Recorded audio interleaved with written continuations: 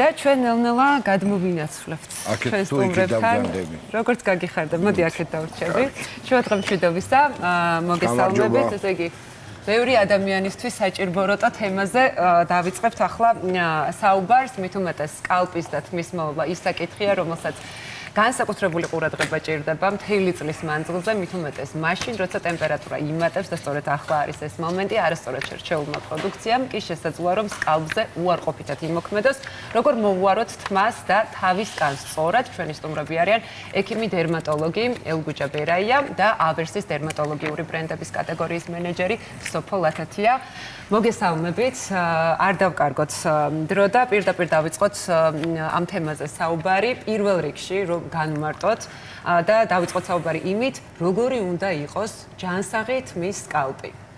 მოგესალმებით. შეუიარაღებელმა თვალმა როგორ უნდა ამოიცნოს, რომ მისი თავის კანი არის კარგ მდგომარეობაში. თავის კანის კარგ მდგომარეობაში ყოფნა, ეს არის ინდივიდუალური, ეს არის გენეტიკურად განპირობებული. არსებობს თავის კანის მშრალი კანი და არსებობს ცხიმიანი კანი, რაც კონკრეტული ინდივიდისთვის წარმოადგენს ნორმას. ეს საუბარია ნორმალურ კანზე და რა თქმა უნდა, თავის კანი, თავისი ტიპის მიხედვით და თმა საჭიროებს სპეციალურ მოვლას, მაგრამ არსებობს მთელი რიგი პათოლოგიები, ანუ დაავადებები, რომელიც კიდევ უფრო განსაკუთრებულ მოვლას, მკურნალობასთან ერთად საჭიროებს. აი ამ სიმპტომებზე დავიწყოთ მაშინ საუბარი, ვთქვათ იმ შემთხვევაში, თუ ჩვენი თავის კანი არის სკალპი, ასე ვთქვათ, გაღიზიანებული, რა სიმპტომატიკით შეგვიძლია მოგახსენებთ დაავადებებზე.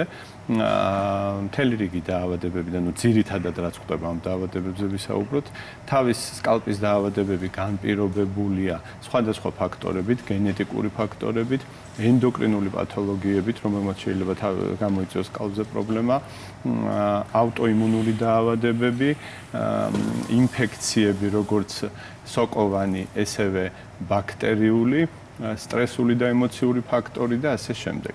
ყველაზე ხშირად ხდება თავის თმიანი არის სებორეა, ქერტლი, რომლის დროსაც თავის კანზე ხდება წარმოქმნა, ანუ ძლიერ გამოშრობა თავის კანის და ეს გამოშრობა შემდეგ ქერტლის და ქერტლის სახით გვევლინება.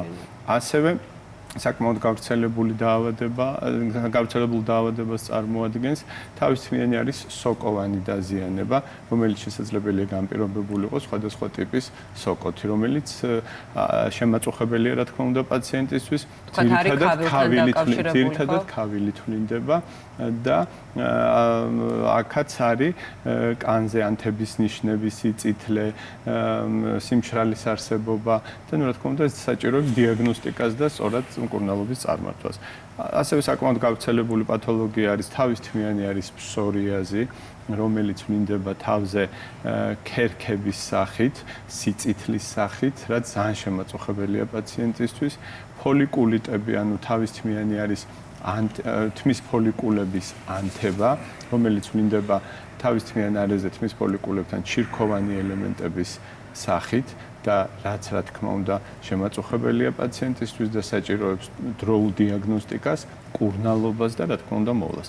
ეს პათოლოგიები, რაზეც ჩვენ ვისაუბრეთ და კიდევ უამრავი პათოლოგია, ყველა პათოლოგია საჭიროებს მკურნალობას, როგორც შინაგანად მისაღები მედიკამენტებით, ასევე ადგილობრივ მკურნალობას და სკალპის ეს პათოლოგიები ძირითადად ატარებენ ქრონიკულ ხასიათს და მკურნალობის შემდეგაც, რემისიის, ანუ გამოჯამთელებულ პერიოდში, გამოჯამთელების შემდეგაც მუდმივად საჭიროებენ მოვლას, რაც გულისხმობს მათი კანის ტიპის და მათი დაავადებების მიხედვით ამ ნათელი, ანუ გამოჯამთელებული, ანუ რემისიის პერიოდის შესანარჩუნებლად მთელი ცხოვრების რუტინა უნდა იყოს მათთვის. თქვენ ხაზი გაუსვით, რომ გენეტიკური შეიძლება იყოს მათ შორის, მაგრამ გენეტიკურის გარდა კიდევ შეიძლება ალბათ, ხო, ბუნებრივია ვლინდება ცხოვრების რაღაც გარკვეულ ეტაპზე შესაძლოა გამოვლინდეს. თუნდაც აი ფსორიოზზე თქვით. მე მაინტერესებს როგორ შეიძლება რომ აი რა ხერხებით შეიძლება რომ ცხოვრების მანძილზე ჩვენ შევინარჩუნოთ სკალპის და თმაც ჯანსაღად. Psoriasis გენეტიკურ დაავადებებში შედის, რა თქმა უნდა, და დაავადებების შემთხვევაში შენარჩუნება გულისხმობს დაავადების მკურნალობას და სწორად შერჩეულ შემდგომ, როგორც გითხარით, რემისიის, ანუ გამოჯამრთელების პერიოდში psoriasis, თავისუფლიანი არის psoriasis-თვის გამოსაყენებელი საშუალებების, ანუ პროფილაქტიკური საშუალებების გამოყენებას. თუმცა, გარდა პათოლოგიებისა, შესაძლებელია თავისუფლიანი არის კანზე პრობლემები განპირობებული იყოს, არასწორად, თუნდაც ჯამთელი ადამიანი, მაგრამ არასწორად აქვს მას შერჩეული თავისი კანის მიხედვით და სწორად შერჩევა, ეს სულაც არ ნიშნავს, რომ დაავადებულია პაციენტი, უბრალოდ სწორად თუ შეარჩევს თავისი კანის, ანუ სკალპის და თმის მიხედვით, მდგომარეობის მიხედვით, თავიდან აიცილებს მთელ რიგ პრობლემებს. ასევე მნიშვნელოვანი გამომჩა დასაწყისში დაავადებებში ყველაზე ხშირად გავრცელებული თმის ცვენა, ანუ ალოპეცია, სხვადასხვა ტიპის ალოპეცია, ეს არის ანდროგენული ალოპეცია, ბუდობრივი, ანუ კეროვანი ალოპეცია და ნაწიბუროვანი ალოპეცია, რომელიც სხვადასხვა ფაქტორებით არის განპირობებული და საჭიროებს მკურნალობას და საჭიროებს მთელი ცხოვრების მანძილზე პროფილაქტიკურად ადგილობრივი საშუალებების გამოყენებას, რათა შენარჩუნდეს ის ეფექტი, რასაც პაციენტი ახდენს მკურნალობის შემდეგ. სოფოს აუცილებლად დაუსვამ შეკითხვას რამდენიმე წუთში თავის მოვლის პროდუქტებთან დაკავშირებით, თქვა ამ მიმართულებით რა არის მნიშვნელოვანი გავითვალისწინოთ, ბუნებრივია აინტერესებს ყველა იმ ადამიანს, რომელიც უჩივის თავის კალპთან დაკავშირებულ პრობლემებს, მაგრამ აი თქვენ გენეტიკა ახსენეთ, მაგრამ გენეტიკის მიღმა კიდევ რა თუნდაც გარემო ფაქტორებმა შეიძლება გამოიწვიოს ის რიგი დაავადებები, რომელიც ახლა გაგვიზიარეთ. გარემო ფაქტორები არასწორი მოვლა თავისუფლიანი არის კანის, არასწორი ჰიგიენა. თუნდაც არასწორად შერჩეულმა პროდუქტმა შეიძლება გამოიწვიოს თუნდაც ალოპეცია? არა, ალოპეციას ვერაფრით ვერ გამოიწვევს არასწორად შერჩეული პროდუქტი, მაგრამ აი, თქვა გამომჩრალი კანი, ქერტლი, ეს შეიძლება დადგეს. ეს შესაძლებელია დადგეს. ასევე დისკომფორტი, რაც ნუ თქვა კანის თავის სკალპის კანის და თმის ცხიმიანობა, რაც შესაძლებელია განპირობებული იყოს არასწორი ჰიგიენით და არასწორად მოვლით თავისუფლიანი არის და არასწორად შერჩეული პროდუქტები. მოკლედ თანხმდებით იმაზე, რომ არასწორად შერჩეული პროდუქტი მნიშვნელოვანი და უარყოფით ყველაფერთან ერთად გავლენას ახდენს ჩვენ თავის სკალპზე. რა უნდა გავითვალისწინოთ მაშინ იმ შემთხვევაში თუ გვაწუხებს თავის კანთან დაკავშირებული პრობლემები? აი მაშინ, როდესაც ვთქვათ, არჩევას ვაკეთებთ კონკრეტულ პროდუქტზე, რა არის ის მნიშვნელოვანი, ასე ვთქვათ, წარწერები, რომელიც უნდა გავითვალისწინოთ. შევისას მოგესალმებით კიდევ ერთხელ. ზაფხულის წყალ დღეებში სკალპი და თმაც განსაკუთრებულ მოვლას საჭიროებს და ერთ განსაკუთრებულ ფაქტორზე გავუსვათ უნდა ხაზი.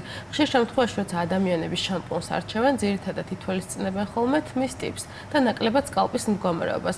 პირობითად მე თუ მაქვს დაზიანებული თმა და თან მაწუხებს ქერტლი, მნიშვნელოვანია შამპუნი, რომელსაც შევარჩევ, იყოს ქერტლის ეწინააღმდეგო. იმიტომ რომ უნდა შეამციროს ეს ქერტლი, ღრმად გაასუფთავოს სკალპი და ასევე პრევენცია გააკეთოს, რომ სამომავლოდ კიდევ არ გაჩნდეს. ეს არ არის სწორი მიდგომა?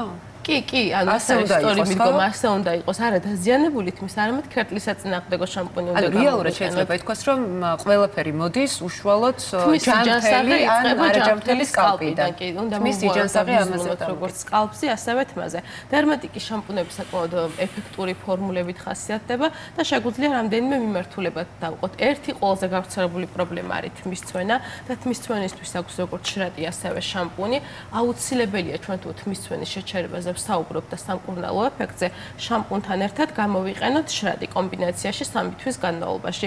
მეორე ერთ-ერთი ყველაზე გავრცელებული სკალპის პრობლემა დღეს არის მომატებული მგრძნობელობა, რაც გამოიხატება ქავილში, გაღიზიანებაში და ეს არის დამატებითი დისკომფორტი.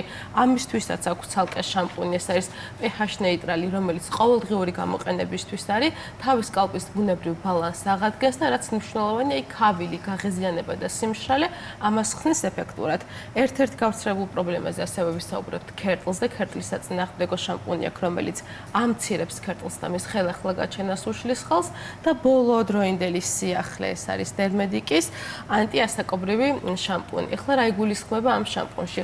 ასაკის მატებასთან ერთად ხშირ შემთხვევაში თმა ხდება მეტად უსიცოცხლო, მტვრევადი, თვითონ თმის ღერიც შედარებით თხელი და სუსტი ხდება. ეს შამპუნი უზრუნველყოფს თმის ღერის გაძლიერებას, რომ მეტად ჩანსაღი იყოს, ასევე პიგმენტი მელანინის რეგულაციას და გამომუშავებას უწყობს ხელს, რომ შედარებით გადავადდეს, ესე რომ ვთქვათ, ჩვენს თმაზე გაჭაღარავების პროცესი, თუმცა ძირითადად კი ბატონო, ძირითადი მიმართულება აქვს და აქცენტი გაკეთებული იმაზე, რომ ასაკშიც ჩვენი თმა იყოს ესეთი ძლიერი, ჯანსაღი და თვითონ თმის ღერი და სტრუქტურა შედარებით უფრო მსხვილი და ძლიერი. ბოლო ორ თვეში რამდენიმე ჭაღარა შემომერია და ამ შემიძლია რომ თქვა პროცესი ამით შევაჩერო. ნუ გეცინება, კი, სტრესი ყველაფერს ჩვება. იდეალურია ამ დროს მისი გამოყენება, იმიტომ რომ პიგმენტზეც მუშაობს. ესე თქმა უნდა, სრულად გაჭაღარავების შემთხვევაში არ ვიქნებით ეფექტურები ამ დროს ამ შემთხვევაში. საპრევენციო ერთგვარი რაღაც ღონისძიება. და მე უკვე თვითონ თმის ღერი და სტრუქტურა უფრო მეტად ჯანსაღი იყოს მოცულობით და მსხვილი, ამას უწყობს ხელს. კი ბატონო, ესე იგი შეიძლება ითქვას, რომ როგორც არსებობს სახის კანისთვის განკუთვნილი ანტიასაკობრივი საცხები, ასევე არის თმის მოვლის საშუალებებში შამპუნიც, რომელიც შეგვიძლია რომ ჩავრთოთ თმის მოვლის რუტინაში, მაგრამ აი ძალიან ბევრია ხოლმე დავა იმასთან დაკავშირებით, რამდენ ხანში ერთხელ უნდა დავიბანოთ, თქვათ, ყოველდღიური დაბანვა არის თუ არა მიზანშეწონილი და ასე შემდეგ. აი უშუალოდ ამ პროდუქციის და პროდუქტის შერჩევისას, თქვათ, შეგვიძლია რომ ის მოვიხმაროთ ყოველდღიურ რეჟიმში, თუ არის რა ბატონო, შეგვიძლია რომ ყოველდღიურად გამოვიყენოთ. ძირითადი შეზღუდვა, რაც აქვს ხოლმე ყოველდღიური გამოყენების ინტენსივობაში, ეს არის ქერტლის საწინააღმდეგო შამპუნები. აქტიური ინგრედიენტებით არის დატვირთული, ჩვენ შემთხვევაში კლოტრიმაზოლი და თუთია შედის. ქერტლის გამომწვევი მიზეზი ძირითადად არის ხოლმე სოკოვანი ბაქტერიები და ამ ბაქტერიებს ამცირებს ეფექტურად. ასეთი სამკურნალო ტიპის შამპუნების გამოყენება კვირაში ორჯერ რეკომენდებულია და დანარჩენ დღეებში შეგვიძლია მაგალითად დამამშვიდებელი შამპუნი გამოვიყენოთ, რომელიც ყოველდღიურად ჩვენ კანის მიკრობიომას გააძლიერებს და სკალპის დამშვიდებას შეუწყობს ხელს.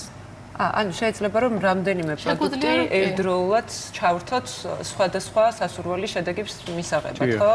ყოველდღიური გამოყენებისთვის როგორც აღნიშნა შამპუნები და პათოლოგიური ანუ დაავადების სამკურნალო და საპრევენციო შამპუნები, რომელიც შეიძლება გამოვიყენოთ კვირაში 2 მაქსიმუმ 3-ჯერ. კარგი და აღარ გვაქვს დრო ერთი შეკეთნუ აღარ გვაქვს დრო ჩვენი საერთო დრო ამოიწურა, მაგრამ მე ვფიქრობ რომ ძალიან ესეთი საინტერესო რეკომენდაციები, განსხვავებული რეკომენდაციები გავიგეთ პირადად ჩემთვის ეს პროდუქტი სიახლე აღმოჩნდა, იმიტომ რომ არ ვიცოდი რომ საპრევენციოდ არსებობდა თქვათ ჭაღარასთან ბრძოლის ასე ვთქვათ გზები. მადლობა ელგუჯას სოფოს და მადლობა ჩვენს ტელემაყურებელს.